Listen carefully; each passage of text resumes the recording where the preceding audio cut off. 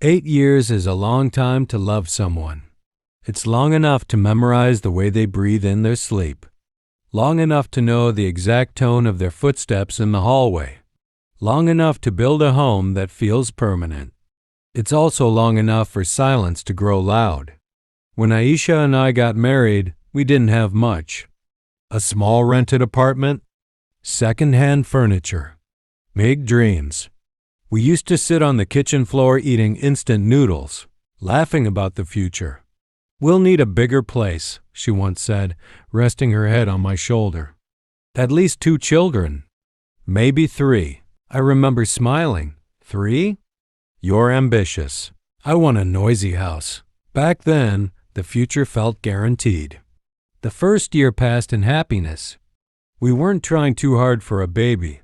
We just assumed it would happen. The second year, people started asking, "Any good news?" My mother's favorite question. Aisha would smile politely. "Soon, inshallah." By the third year, we started visiting doctors. Tests, blood work, scans, hope, disappointment. "Sometimes it just takes time," the first doctor said. Time. That word became both comfort and curse. By year 4, the smiles became strained. Every month followed the same rhythm, anticipation, quiet excitement, then heartbreak disguised as normalcy. Aisha would lock herself in the bathroom longer than usual. When she came out, her eyes would be slightly red, but she'd say nothing. I pretended not to notice, because noticing made it real. Year 5 brought family pressure. "It's not too late," my aunt whispered to me during a wedding. "There are options." Options. The word felt heavy. At home, I found myself watching fathers play with their children at the park. I imagined teaching a son how to ride a bicycle. Imagined holding a daughter's tiny hand. Then I'd look at Aisha, cooking dinner, humming softly, and guilt would swallow me whole. She was trying. More than trying. Hormone treatments made her tired, emotional, sometimes withdrawn. But she never complained. "Maybe we're being tested," she said one night, lying beside me in the dark. "Maybe patience is the lesson." I wanted to believe that. By year 6, doctors stopped saying, "It just takes time."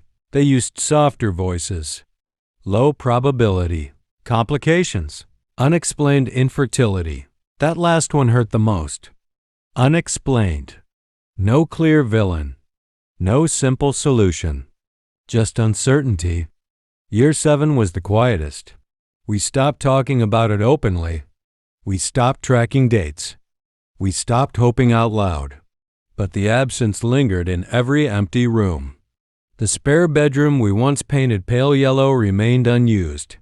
The tiny clothes Aisha once bought impulsively during a sale were hidden in a box at the back of the closet. Sometimes I'd catch her holding one of them when she thought I wasn't home. And I would walk away because I didn't know how to fix something that wasn't broken, just missing. By year 8, something inside me had shifted. Not love. I still loved her. But longing had turned into ache. Ache turned into frustration. Frustration turned into distance. I began staying out later, taking extra work, avoiding conversations that might reopen wounds. One night, sitting alone in the living room, I realized something terrifying. I wanted to be a father more than anything, and I was starting to resent the life that might never give me that. The thought felt cruel, unfair, selfish, but it was honest. A week later, my mother said it plainly. "You're still young. You deserve a child." Deserve. That word echoed in my mind for days. And for the first time in 8 years, I considered something I had once sworn I never would. Another marriage. I didn't know yet if it was a decision, but it was no longer an impossible thought. And that frightened me more than the silence ever had. I didn't plan to tell her that night. I had rehearsed it in my head for weeks, in the car, at work, lying awake beside her while she slept peacefully. In every version, I sounded calm, reasonable, honest. In none of them did she cry. It was a Thursday evening, ordinary. She was in the kitchen, stirring lentil soup, the smell warm and familiar. The television murmured in the background, some family drama playing to an empty audience. She looked over her shoulder and smiled. "You're home early." "Yeah," I said. My voice already felt wrong. We ate at the small wooden table we'd owned since our first apartment. The surface had scratches from 8 years of life, from moving houses, from setting down hot plates too quickly, from everything we'd built together. She talked about her day. A neighbor's new baby. A sale at the grocery store. Normal things. I'd barely tasted the food. When she finally noticed my silence, her expression shifted. "What's wrong?" 3 simple words. I could have lied. Work stress, headache, anything. Instead, I put my spoon down. "Ow, Aisha, we need to talk." Her hands froze. No one says those words unless something is about to break. We moved to the living room, the same couch where we'd once stayed up all night planning baby names. Now we sat on opposite ends. Space where closeness used to be. "I've been thinking," I started. "That sounds serious," she said softly. "It is." She waited. That was the hardest part about her. She always listened fully, never interrupting, never assuming. "I want to be a father," I said. The words landed heavy but not surprising. She nodded slowly. "I know. I mean, I really want to be a father." Silence.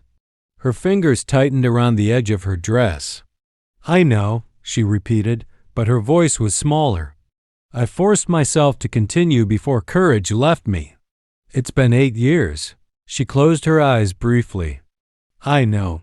There's no guarantee anymore." The air changed. Something fragile began to crack. "What are you saying?" She whispered. I swallowed. "I'm saying, I've been considering another option." She looked confused at first. Then understanding dawned, slow and devastating. "No," she said immediately. "Don't." I hadn't even finished the sentence. "I've been thinking about marrying again." The room went completely still. Even the television noise felt distant. She stared at me like she didn't recognize the man sitting in front of her. "You're joking," she said. I didn't answer. Her face drained of color. "You promised," she whispered. "You said no matter what." I know what I said. "And now?" My throat felt tight. "Now I don't know if love is enough." The words sounded cruel the moment they left my mouth. Tears filled her eyes instantly. "So that's it?" she asked. 8 years and I become. What? A mistake? "No," I said quickly. "You're not a mistake."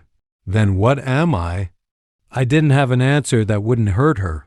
She stood up abruptly, pacing the small room. "You think I don't want a child?" She cried. "You think I haven't prayed every night? Taken every pill? Blamed myself every month?" Her voice broke. "I would give you a child if I could." I felt guilt rise like fire in my chest. "I know you would, but you're still choosing someone else." I didn't correct her, because she was right. She stopped pacing and looked at me, not angry now, just shattered. "Is there someone already?" she asked quietly. "No." That much was true. "This is just an idea." She laughed bitterly through tears. "An idea that destroys a marriage." I looked at our wedding photo on the wall. 2 younger versions of us, smiling like the future was simple. "I don't want to leave you," I said.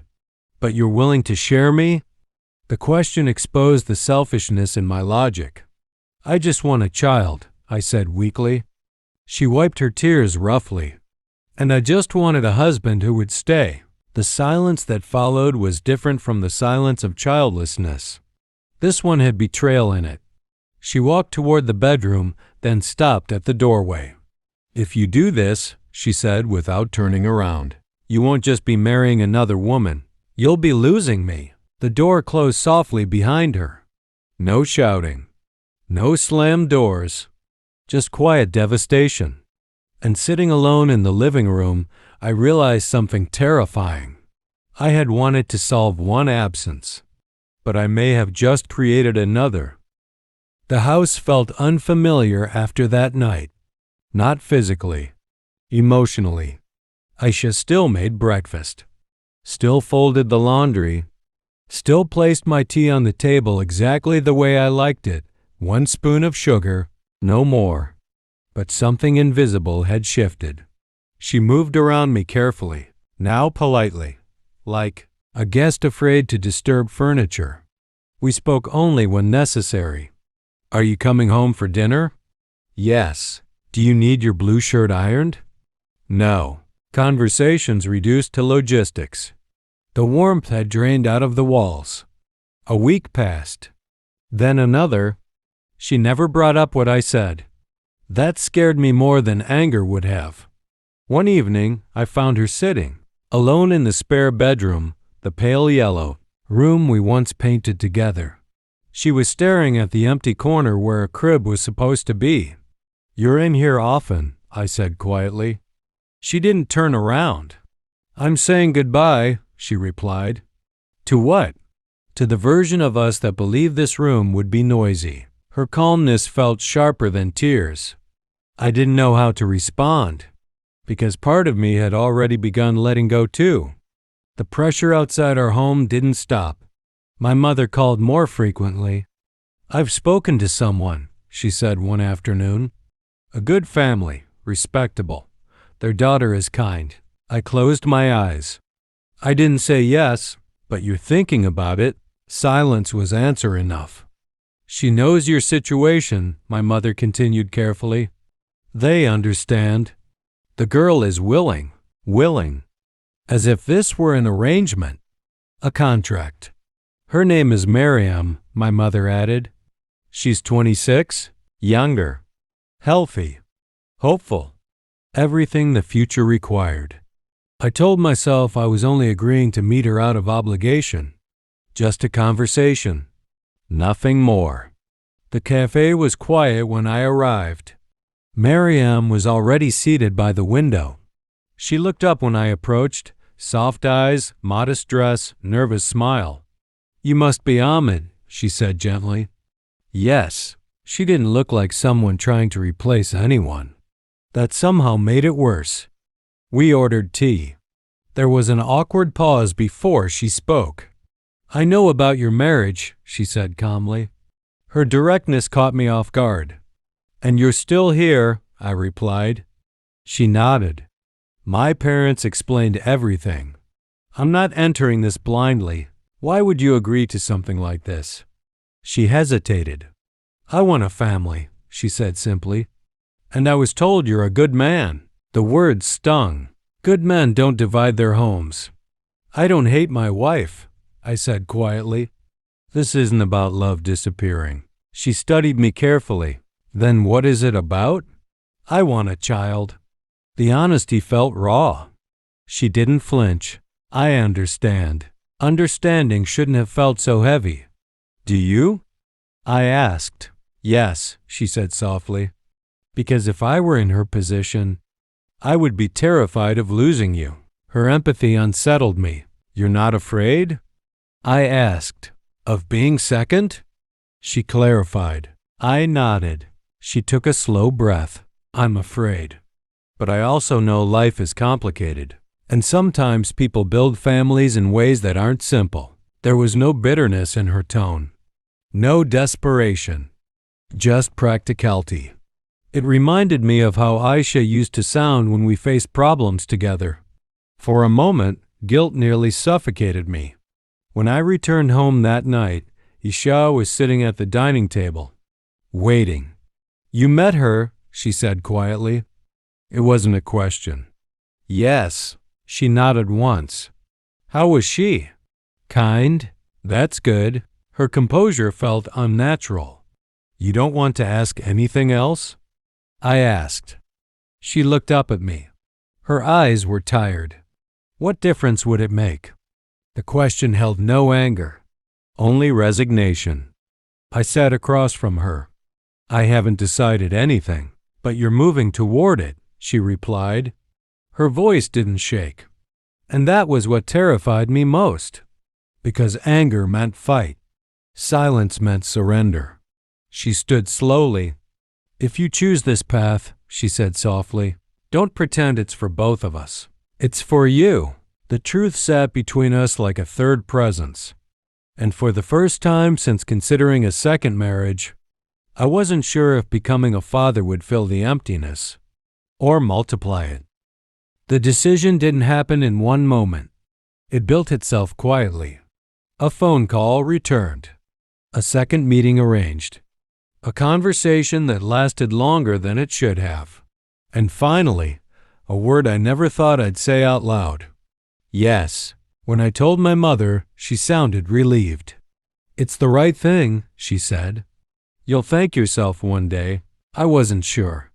But I convinced myself this was practical, necessary, logical. Aisha deserved honesty, even if honesty hurt. I told her on a Sunday evening. The sky outside was gray, heavy with clouds that threatened rain but never delivered it. She was folding laundry in the bedroom when I walked in. Aisha, I said. She didn't look up. Yes? I've made a decision. Her hands paused mid-fold. Slowly, she lifted her eyes to mine. The space between us felt endless. I'm going to marry her. There it was. Solid, irreversible. For a second, I thought she hadn't heard me. Then the shirt slipped from her fingers and fell to the floor. She didn't cry. That was worse. How soon? She asked quietly. In a month. She nodded once. A month, she repeated, as if testing the weight of it. I expected shouting, accusations, anger. Instead, she surprised me. Sit down, she said. I obeyed. She sat across from me on the edge of the bed. You think this will solve everything? She asked. I think it will give me a chance to be a father. And what will it give me? The question cut deeper than any accusation. I won't leave you, I said quickly. You'll still be my wife. She smiled, but it wasn't warmth. You think sharing you is kindness? It's not about replacing you. It feels exactly like that. Her composure finally cracked. Her voice trembled. Do you know what the hardest part is? I couldn't answer. It's not that you want a child, she said. I understand that. I've wanted one too. She pressed her hand to her chest. It's that you're willing to build that future with someone else. The truth of it hung in the air. I had imagined a child, but I had not imagined the child's mother. Not clearly. Not honestly. And now that future had a face. Mariam's face. Hopeful, patient, and separate from Aisha. That night, Aisha didn't sleep beside me. She moved into the spare room. The pale yellow walls felt colder than ever. I stood in the doorway watching her lay a blanket on the floor. You don't have to do this, I said. Yes, I do, she replied. Why? Because I need to understand what my life will feel like without being your only choice. Her words left no room for defense. The days that followed felt surreal. Preparations began quietly. My mother discussed dates. Relatives offered congratulations. Some even praised my courage. Each compliment felt like a stone added to my chest. At home, Aisha remained calm. Too calm. She stopped asking where I was going. Stopped waiting up at night. Stopped making tea the way I liked. The small details disappeared first. Then the warmth. Then the familiarity. We became two people sharing walls. One evening, a week before the engagement ceremony, I found something unexpected. A suitcase. Half packed. My heart skipped. You're leaving? I asked. She zipped it slowly before answering. I haven't decided. Aisha. She looked at me, and for the first time, I saw something new in her eyes. Not sadness. clarity. You made your choice, she said softly. Now I'm thinking about mine. What does that mean? It means I don't know if I want to stay in a marriage where I am the consolation prize. You're not a consolation prize? Then don't treat me like one. Her voice wasn't loud. It didn't need to be. The truth in it was enough. For the first time since I began this path, fear truly set in. Not fear of failing to have a child, but fear of losing her completely. And standing in that room, watching the woman who had stood beside me for 8 years quietly reclaim her dignity, I realized something terrifying. This wasn't just about becoming a father anymore. It was about whether I was willing to destroy my first family to create a second one.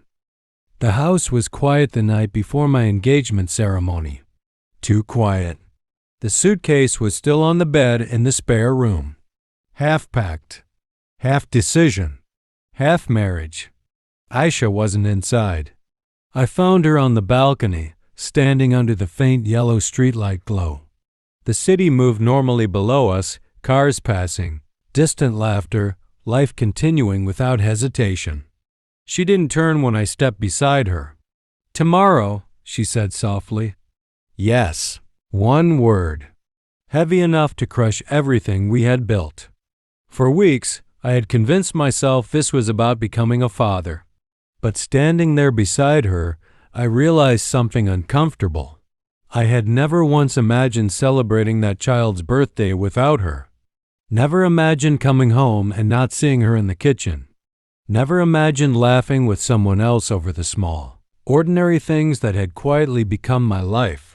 I had imagined a child, but not a life without Aisha.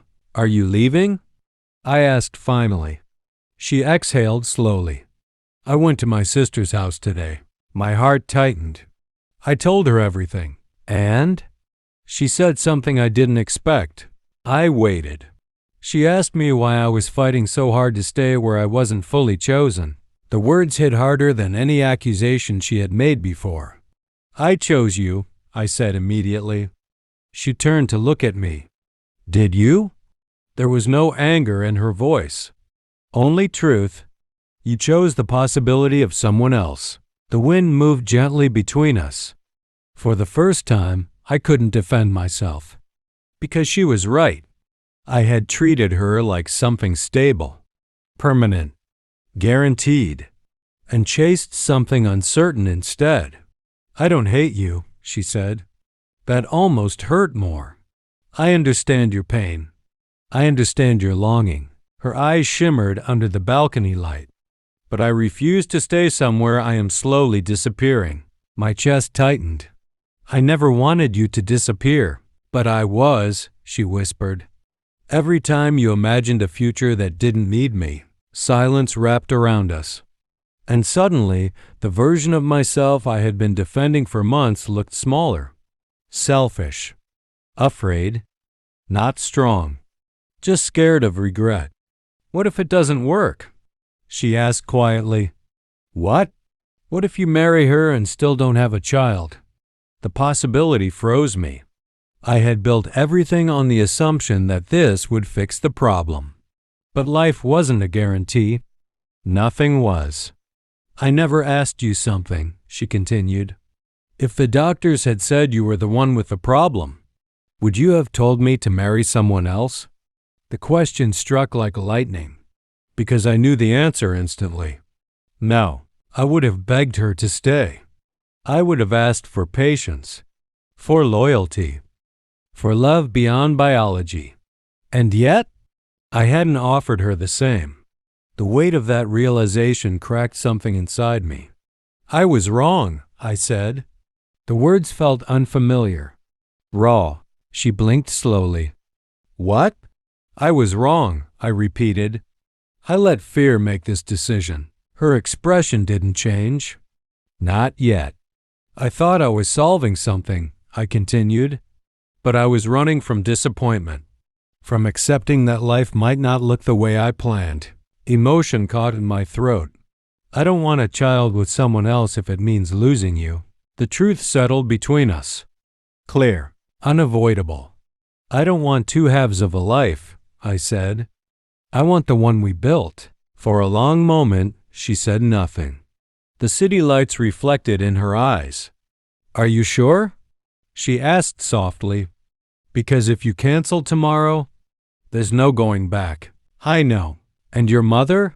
She'd be angry. And the other girl? She deserves someone who chooses her fully. The wind felt colder, but lighter. The next morning, I made the call. There were raised voices, disappointment, shock. But when I hung up the phone, something inside me felt steady for the first time in months. I walked back into the house. Aisha was standing near the doorway of the spare room. The pale yellow walls behind her no longer felt like failure, just possibility. I canceled it, I said. She searched my face carefully, not for promises, for sincerity. After a long pause, she stepped forward, not dramatically, not tearfully, just gently. We don't know what our future looks like, she said. I know, but if we walk into it, we walk together. For the first time in a long while, the silence in our house didn't feel empty. It felt peaceful. We still didn't have a child. We still didn't have guarantees. But we had something stronger than certainty. We had chosen each other again.